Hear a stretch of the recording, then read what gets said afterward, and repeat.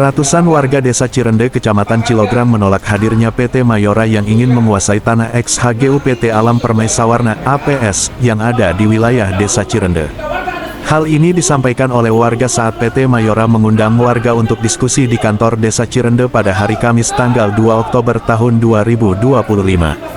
Warga menolak mengingat pada waktu pembebasan lahan pada tahun 1995 sampai tahun 1996 oleh PT APS, namun lahan tersebut ditelantarkan dan tidak dikelola selama hampir 30 tahun sejak 1995 sampai hari ini.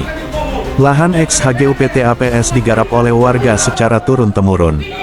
Namun tiba-tiba perwakilan dari PT Mayora datang dan mengklaim tanah tersebut, bahkan mematok lahan garapan warga untuk dikuasai kembali.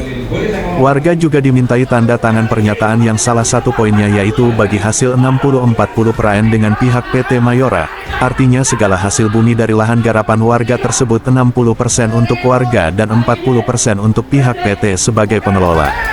Dalam sambutannya, Kepala Desa Cirende Herdiana dan Camat Cilograng Hendi Suhendi mengaku tidak tahu menahu asal-usul sejarah pembebasan lahan, dan yang lebih tahu yaitu saksi sejarah yang masih hidup.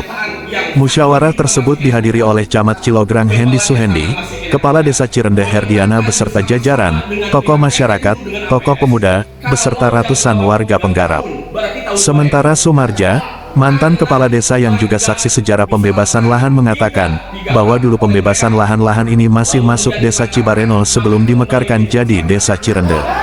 Pihak PT APS membebaskan lahan warga kepada PT APS diperuntukkan akses jalan wisata dari Sawarna ke Pantai Cibareno, dan ada kesepakatan bersama bahwa jika selama 3 tahun tidak dikelola maka garapan tersebut kembali ke masyarakat.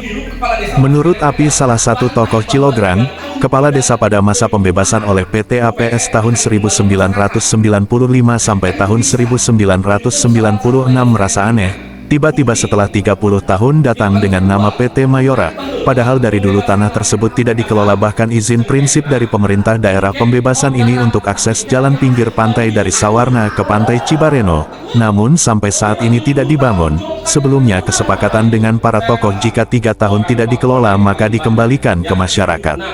Api Lurah menambahkan, dirinya merasa heran, tanah yang sudah puluhan tahun digarap dan tidak pernah bayar pajak, tiba-tiba diklaim kembali padahal status hak guna usaha, HGU, telah habis, dan seharusnya kembali kepada masyarakat.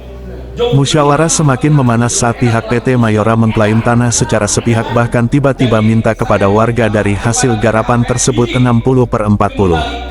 Sehingga musyawarah tersebut, Rizwan Komrade yang hadir mewakili warga dalam musyawarah tersebut mempertanyakan kapasitas PT Mayora soal sikap perusahaan yang terlalu mejaj bahwa lahan yang digarap warga adalah milik PT Mayora.